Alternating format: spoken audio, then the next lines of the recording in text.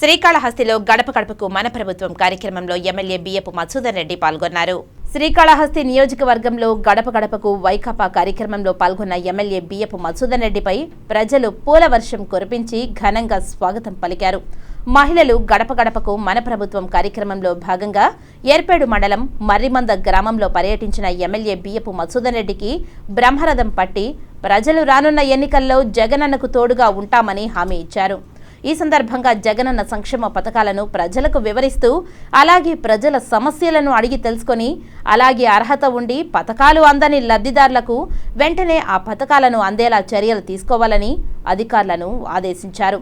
తమ గ్రామానికి విచ్చేసిన ఎమ్మెల్యేకి మర్రిమంద సర్పంచ్ సుధీర్, మస్తాన్, కృష్ణారెడ్డి, గోవర్ధన్ రెడ్డి, గోపాల్ రెడ్డి, గోపీరాయల్, ఈశ్వరయ్య, బాలయ్య, సురేష్, చంద్రారెడ్డి, ఏకాంబరం రెడ్డి తదితరులు భారీ గజమాలతో ఘనంగా స్వాగతం పలికారు.